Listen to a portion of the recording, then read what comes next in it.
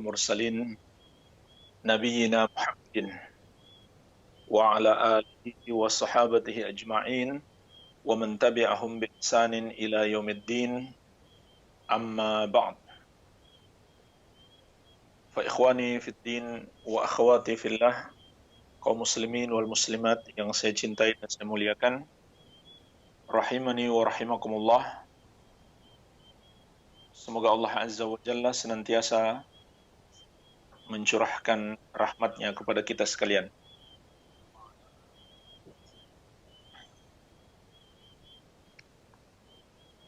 Insyaallah ta'ala kita akan memulai pembahasan seri kajian akidah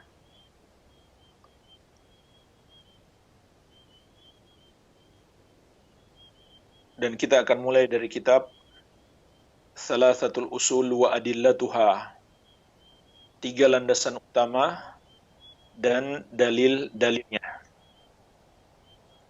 Yang dimaksud dengan 3 landasan utama adalah mengenal Allah,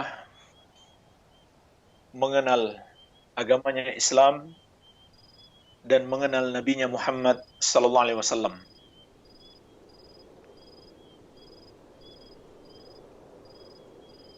Ini adalah akidah yang paling mendasar. Karena ini akan ditanyakan oleh malaikat Munkar dan Nakir. Kita harus punya ilmunya untuk bisa menjawab pertanyaan malaikat Munkar dan Nakir.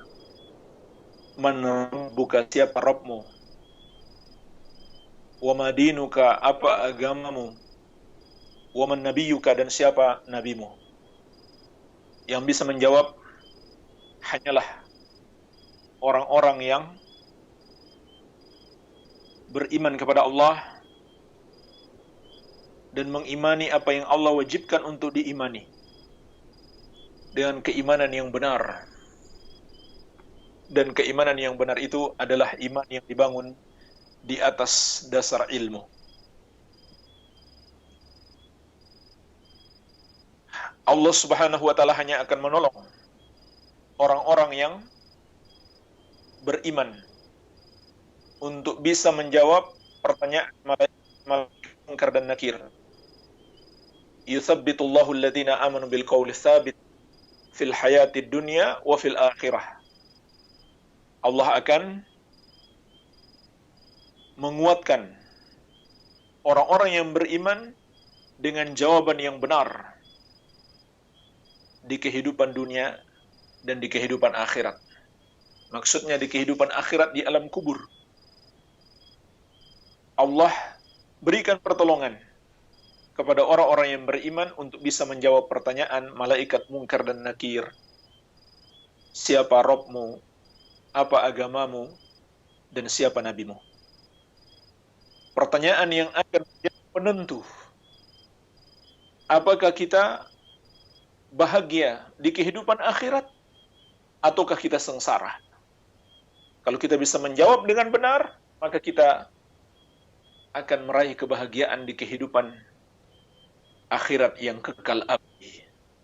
Tapi kalau kita tidak bisa menjawab, waliyadzubillah, maka akan ditimpa kesengsaraan. Oleh karena itu jemaah sekalian, kuburan itu bukanlah sebuah akhir. Kuburan itu justru baru merupakan persinggahan yang pertama di perjalanan negeri akhirat. Kalau kita lolos di persinggahan yang pertama ini, maka insya Allah perjalanan berikutnya semakin mudah. Namun kalau kita tidak selamat di persinggahan yang pertama, perjalanan berikutnya akan semakin berat. Sebagaimana dalam hadis yang diriwayatkan Imam At-Tirmidzi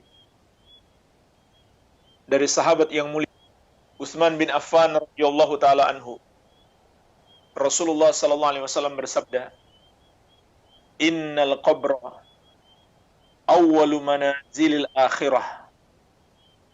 Faman naja minhu fama ba'dahu aisaru minhu. Wa man lam yanju minhu fama ba'dahu asyaddu minhu. Sesungguhnya kuburan itu adalah tempat persinggahan yang pertama dalam perjalanan di negeri akhirat. Dalam perjalanan di kehidupan setelah mati. Maka siapa yang selamat di kuburan, perjalanan berikutnya akan semakin mudah. Namun siapa yang tidak selamat, perjalanan berikutnya semakin berat. Kemudian Nabi sallallahu alaihi wasallam mengingatkan, "Fama ra'aitu daran qad illa wal qabru afdha minhu." Tidaklah aku melihat sebuah pemandangan yang menakutkan kecuali kuburan itu lebih menakutkan. Jadi jemaah sekalian, ketika kita masuk kuburan, ada ujian yang akan kita hadapi. Itulah yang disebut dengan fitnatul qabr. Yaitu pertanyaan malaikat munkar dan nakir. Kita tidak akan bisa menjawabnya dengan benar kecuali di dunia ini kita pelajari dan kita imani serta kita amalkan. Barulah kita ditolong oleh Allah untuk bisa menjawab pertanyaan malaikat munkar dan nakir. Jadi jemaah sekalian, ini urgensinya mengapa perlu kita mempelajari thalathatul usul, 3 landasan utama.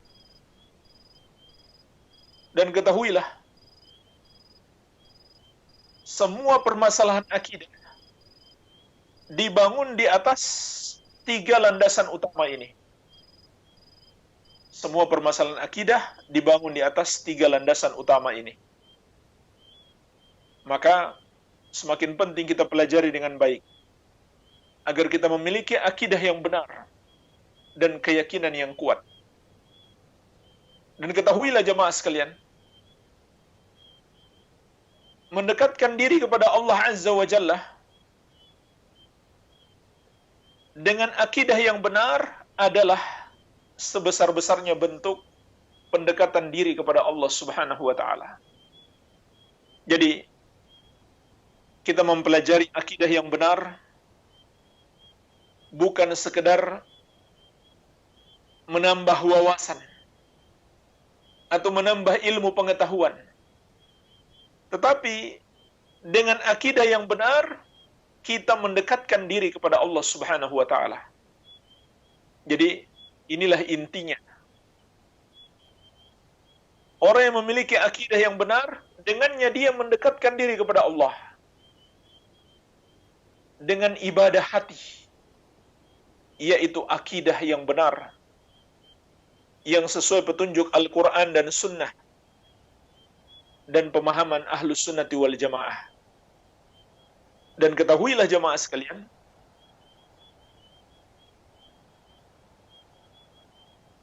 akidah seseorang juga memberikan pengaruh yang besar terhadap amalannya, terhadap amalan-amalan zahirnya.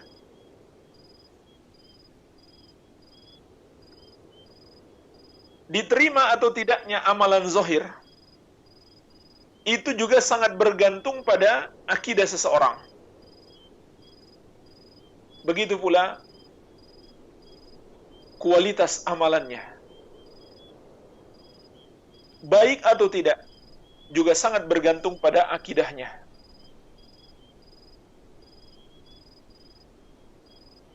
Contohnya jemaah sekalian, orang yang memiliki akidah kekafiran dan kesyirikan, maka amalannya tertolak, tidak diterima oleh Allah Azza wa Jalla.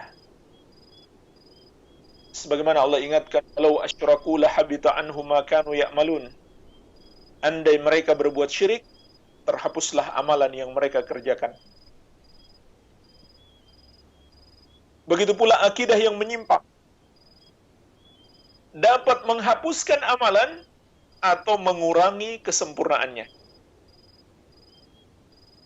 Subhanallah, kalau kita baca biografi orang-orang Khawarij dahulu, ternyata mereka itu ahli ibadah. Mereka rajin sholat, rajin puasa, zakat, haji. Sampai-sampai Nabi SAW mengatakan kepada para sahabat, tahkiruna salatakum ila salatihim, wa siyamakum ila siyamihim. Kalian akan menganggap remeh salat kalian dibandingkan mereka, dan puasa kalian dibandingkan puasa mereka. Subhanallah. Sahabat pun bisa dikalahkan oleh kaum Khawarij dalam kuantitas ibadah. Bukan dalam kualitas, tapi dalam kuantitasnya. Artinya mereka rajin ibadah. Bersamaan dengan itu Rasulullah SAW mengatakan, kilabun nar syarru qatla tahta adimis sama. Mereka adalah anjing-anjing neraka, seburuk-buruknya bangkai yang terbunuh di bawah kolong langit. Padahal mereka ahli ibadah, rajin sholat, rajin puasa, rajin sholat malam, rajin membaca Al-Quran. Kenapa jemaah sekalian? Karena kerusakan di dalam akidah mereka. Kerusakan di dalam akidah mereka. Jadi, inilah pentingnya memiliki akidah yang benar. Karena dengannya kita mendekatkan diri kepada Allah Azza wa Jalla. Dan agar amalan-amalan zahir kita diterima oleh Allah dan kualitasnya semakin baik. Dan agar kita bisa menjawab pertanyaan malaikat Munkar dan Nakir yang akan menjadi penentu perjalanan kita berikutnya. Oleh karena itu, insya Allah, mulai hari ini kita akan membahas setiap hari kitab atau seri kajian akidah. Kita mulai dari kitab Thalathatul Usul,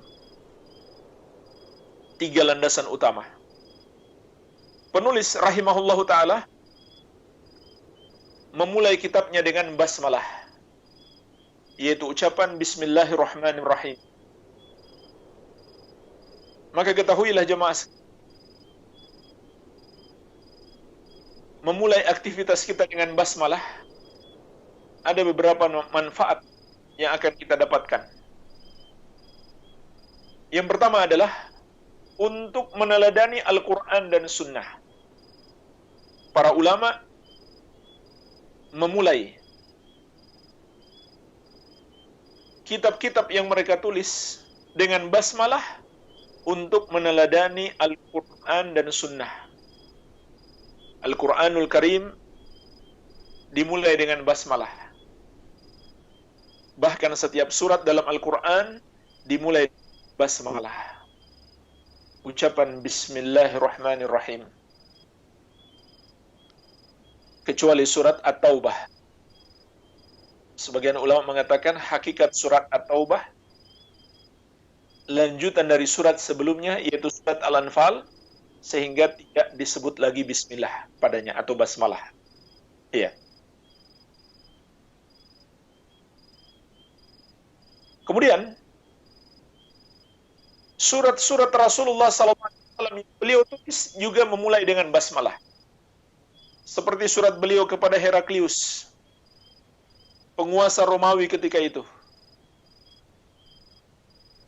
Min Muhammadin, Bismillahirrahmanirrahim, min Muhammadin Abdillahi wa Rasulih, ila Herakal Azimir Rum. Dimulai dengan Bismillahirrahmanirrahim, dari Muhammad hamba Allah dan Rasulnya kepada Heraklius penguasa Romawi. Apa isi suratnya?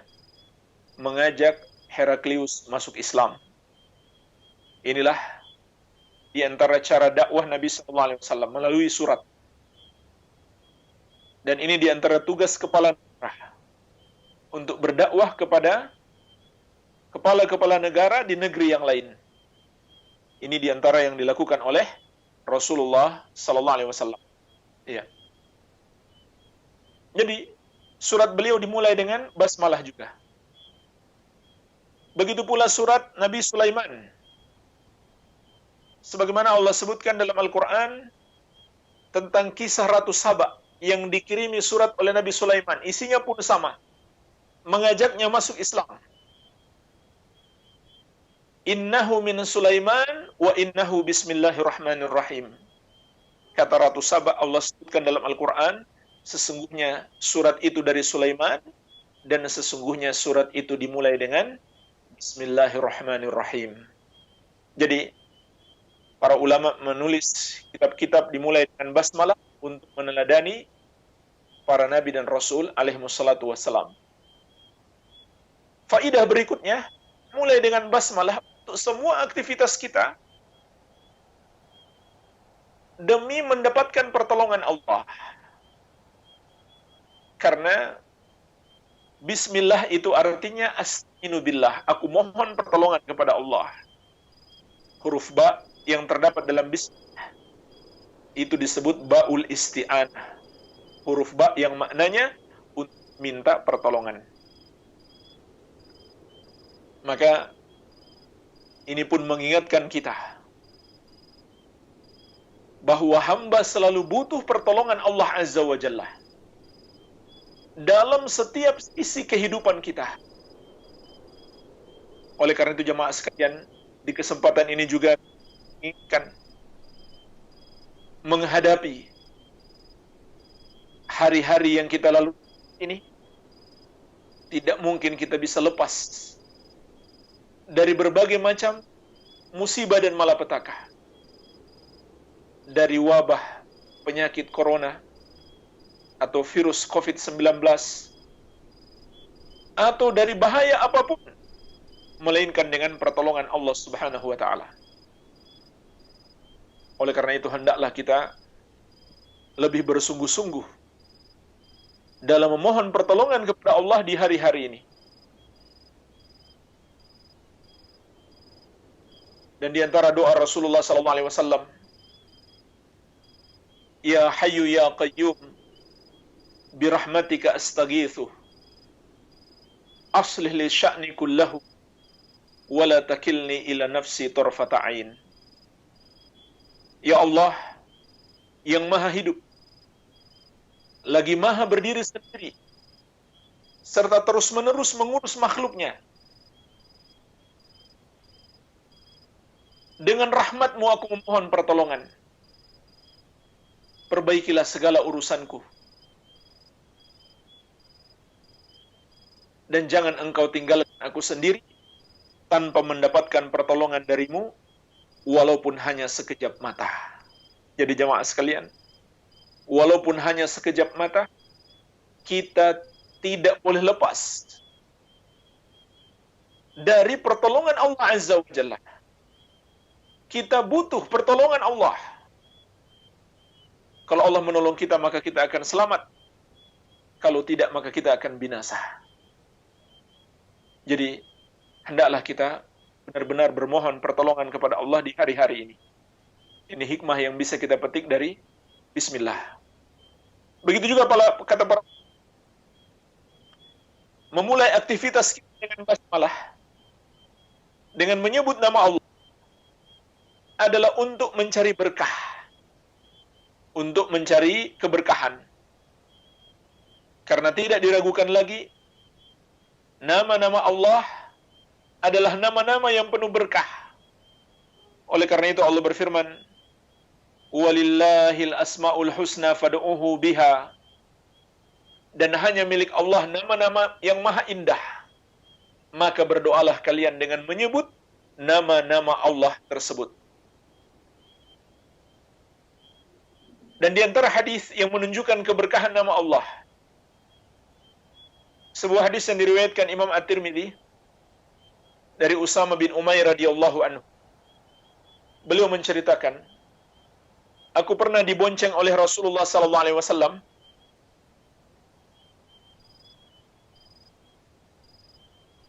di atas hewan tunggangan beliau, di atas seekor keledai.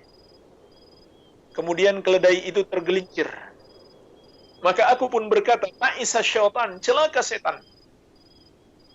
Maka Nabi SAW mengatakan, la takul ta'isa syaitan. Jangan kamu katakan celaka setan. Walakin kul bismillah. Tetapi katakanlah bismillah. Fa innaka idza qulta dzalik ta'azam hatta yakuna mithlal bait wa yakul bi quwwati. Karena kalau kamu mengatakan celaka setan, malah setan itu akan membesar sampai seperti sebuah rumah, lalu dia mengatakan, inilah kekuatanku. Akan tetapi ucapkanlah bismillah. Walakin qul bismillah fa innaka idza qulta dzalik tasaghar hatta yakuna mithla dzubab. Karena kalau kamu katakan bismillah, niscaya setan itu akan mengecil sampai seperti seekor lalat. Jadi jemaah sekalian, hadis yang mulia ini menunjukkan keberkahan bismillah. Nabi SAW mengajarkan kita, kalau kendaraan kita tergelincir, jangan kita katakan celaka setan. Malah setan akan semakin membesar, menguat. Karena itu dia senangi. Tapi kalau kita ucapkan bismillah, maka setannya akan mengecil sampai seperti seekor lalat. Hadis ini menunjukkan keberkahan bismillah. Oleh karena itu, dianjurkan, disunahkan kita memulai dalam setiap aktivitas kita dengan bismillah. Maka risalah ini juga dimulai dengan basmalah. Baik. Kemudian Allah di dalam kalimat Bismillahirrahmanirrahim adalah nama yang agung yang maknanya adalah Al-Ma'luhul Ma'bud Hubban wa Ta'ziman, yang disembah dengan penuh cinta dan pengagungan. Inilah arti nama Allah Subhanahu wa ta'ala. Zat yang disembah dengan penuh cinta dan pengagungan. Ini arti lafaz nama Allah. Maka dari namanya kita bisa langsung mengetahui hanya Allah yang pantas untuk disembah. Sedangkan Ar-Rahman maknanya adalah arti Al-Wasi'ah, pemilik rahmat yang sangat luas. Adapun Ar-Rahim maknanya adalah Dzurrahmati Al-Wasilah, pemilik rahmat yang senantiasa mencurahkan rahmatnya kepada hamba-hambanya. Pemilik rahmat yang senantiasa mencurahkan rahmatnya kepada hamba-hambanya. Maka dalam kalimat Bismillahirrahmanirrahim terdapat 3 nama Allah Subhanahu wa ta'ala. Subhanallah, kalimat yang ringkas, namun di dalamnya terdapat 3 nama Allah Azza wa Jalla. Oleh karena itu, ucapan Bismillah adalah lafaz yang penuh dengan keberkahan. Karena di dalamnya terdapat nama-nama Allah yang maha agung. Maka disunahkan setiap kita memulai aktivitas, kita mulai dengan nama Allah Subhanahu wa ta'ala atau dengan doa-doa yang diajarkan oleh Rasulullah SAW yang dipenuhi dengan nama-nama Allah Subhanahu wa ta'ala. Iya. Jemaah sekalian, pembahasan singkat tentang pentingnya mempelajari akidah dan manfaat serta beberapa makna yang terkandung di dalam basmalah. Mungkin pada kesempatan ini cukup sampai di sini yang bisa kita bahas. Insyaallah akan kita lanjutkan masuk pada nas kitab di pertemuan besok hari. Dan berikutnya insya Allah kita akan menjawab beberapa pertanyaan yang telah masuk.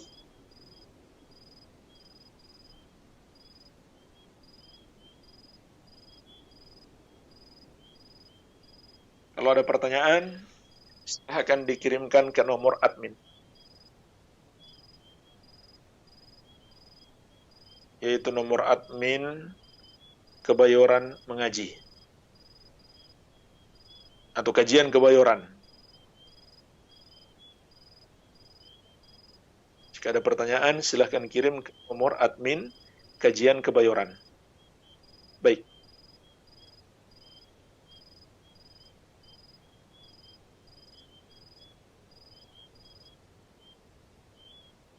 Ini sudah ada pertanyaan.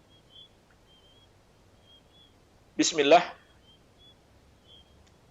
Bagaimana cara agar kita tidak futur atau tidak mudah futur dalam kondisi yang seperti ini? Tidak ada kajian langsung di masjid.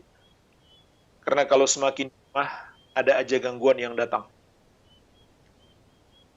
Jemaah sekalian, futur atau kehilangan semangat atau melemahnya semangat dalam beribadah kepada Allah Subhanahu wa taala, sebab utamanya adalah lemahnya keimanan. Lemahnya keimanan. Oleh karena itu, kita harus berusaha untuk selalu menguatkan iman kita. Dan ketahuilah, faktor utama menguatnya iman kita adalah menuntut ilmu agama. Terutama ilmu tentang Allah. Dan tentang nama-nama dan sifat-sifatnya. Begitu pula syariatnya. Begitu pula balasannya. Di dunia maupun di akhirat.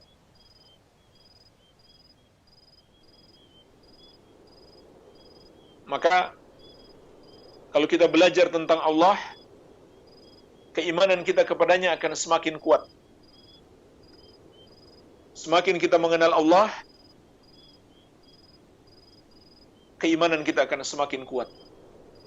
Oleh karena itu jemaah sekalian, Nabi kita yang mulia Nabi Muhammad sallallahu alaihi wasallam, kemudian para sahabat beliau, kemudian para ulama ahlu sunnah, adalah orang-orang yang kuat imannya. Kenapa? Karena mereka yang paling berilmu tentang Allah.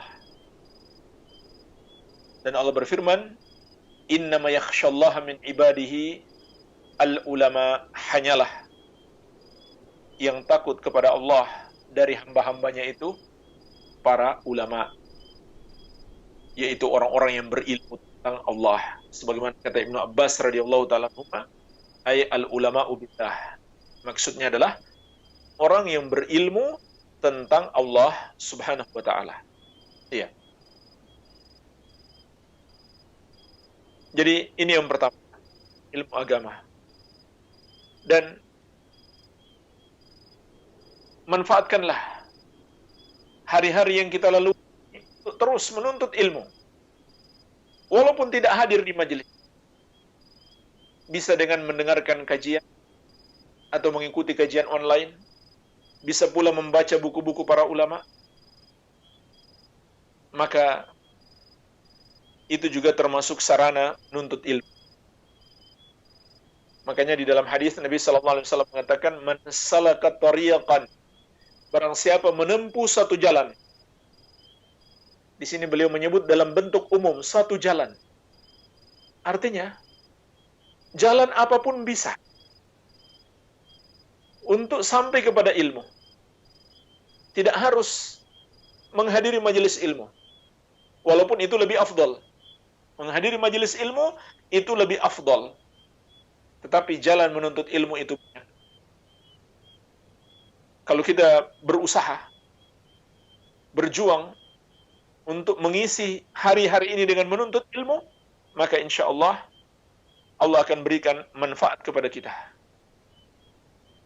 Jadi manfaatkan hari-hari ini untuk beribadah kepada Allah Azza wa Jalla.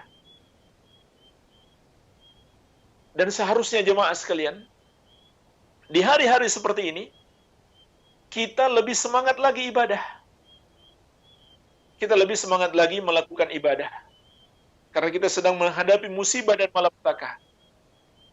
Jalan terbaik untuk selamat dari berbagai macam musibah dan malapetaka adalah kembali kepada Allah. Dan menuntut ilmu termasuk jalan untuk kembali kepada Allah.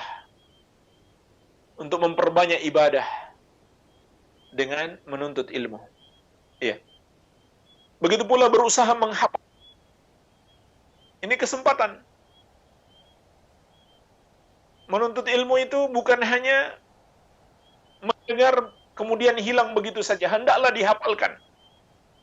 Menghafal Al-Quran, menghafal hadis-hadis Nabi Sallallahu Alaihi Wasallam.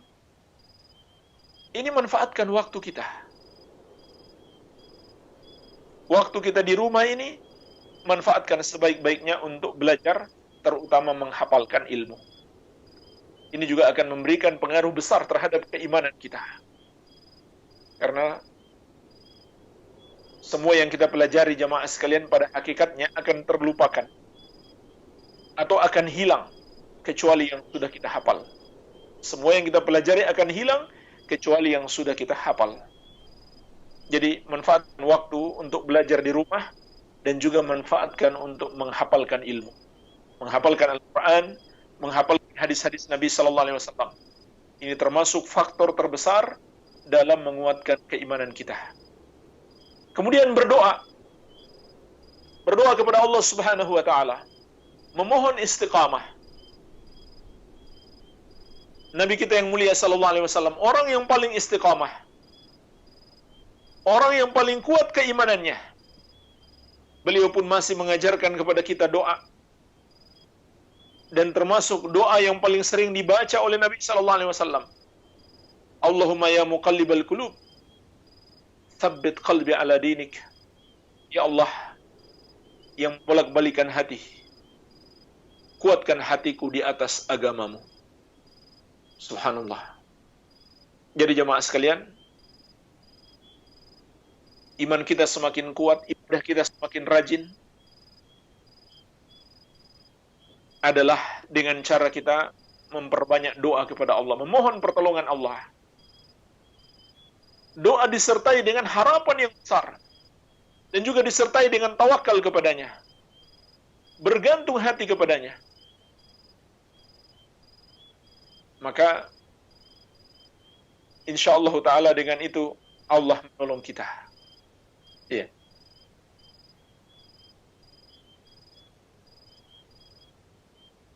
Dan juga termasuk yang dapat menguatkan keimanan adalah mengingat kematian. Dan merenungkan bagaimana keadaan kita setelah mati. Apakah cukup persiapan kita? Karena kematian itu adalah perjalanan panjang. Sementara bekal-bekal kita sangat sedikit. Rasulullah sallallahu alaihi wasallam telah mengingatkan kita untuk memperbanyak ingat mati. Aktsiru min dzikri hadzimil ladzat. Perbanyaklah mengingat pemutus segala kenikmatan dunia ini. Jadi jemaah sekalian, mungkin ini 3 yang bisa kita nasihatkan di hari-hari ini. Yang pertama, lebih semangat menuntut ilmu, manfaatkan setiap potensi kita dalam menuntut ilmu, termasuk menghafal ilmu. Yang kedua, banyak berdoa kepada Allah. Dan yang ketiga, mengingat mati. Dan ini juga di antara manfaat musibah, agar kita ingat mati, dan semakin baik hati kita, semakin kuat keimanan kita. Ya. Pertanyaan berikutnya, bagaimana jika kita ketahui seorang laki-laki baik sudah lama mengenal, bahkan dari temannya juga menyatakan demikian. Sebelumnya saya sudah istikharah, bahkan tidak hanya sekali. tapi selalu ada bisikan yang mencari-cari celah keburukannya dan mencari kemungkinan ujian berumah tangga jika menikah dengan laki-laki tersebut. Apakah ini termasuk waswas syaitan? Padahal sudah ada kabar bahwa dia laki-laki yang baik. Kalau seperti itu keadaannya, maka tidak diragukan lagi. Itu bisa jadi termasuk permainan setan atau bisikan dari hawa nafsu. Iya. Oleh karena itu, jika telah mengetahui agamanya baik, akhlaknya juga baik, maka disegerakanlah pernikahan. Sudah suka, sudah senang, hendaklah jangan ditunda lagi. Sebab itulah pesan Nabi sallallahu alaihi wasallam, "Idza atakum man tardawna dinahu wa khuluquhu fazawwijuhu. In lam taf'alu takun fitnatun fil ard aw fasadun arid." Kalau datang kepada kalian, kata Nabi sallallahu alaihi wasallam, seorang laki-laki yang agama dan akhlaknya, maka nikahkan dia. Maka nikahkan dia.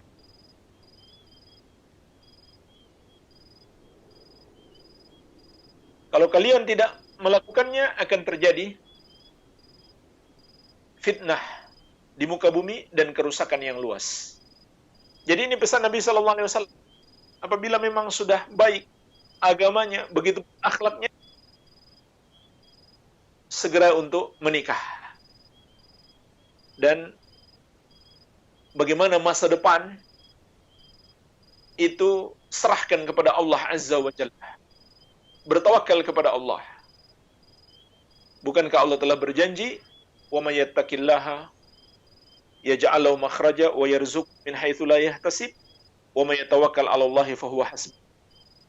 Barang siapa bertakwa kepada Allah, maka Allah akan berikan jalan keluar baginya, dan dia akan diberikan rezeki dari arah yang tidak dia sangka-sangka.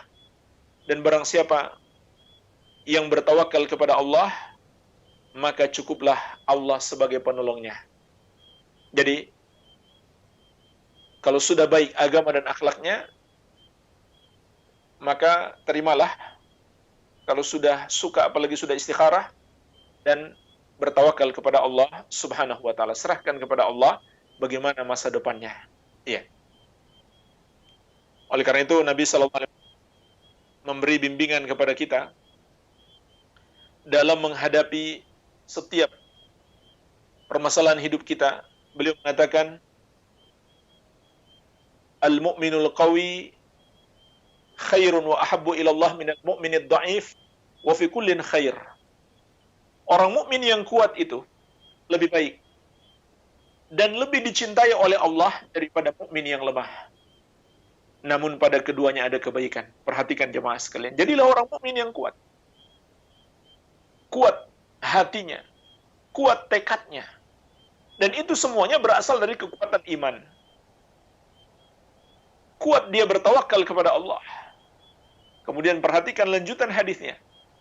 "Ihris ala ma yanfa'uk wasta'in billahi wala ta'jaz." Bersemangatlah engkau dalam meraih apa yang bermanfaat bagimu. Minta tolonglah kepada Allah dan janganlah kamu lemah.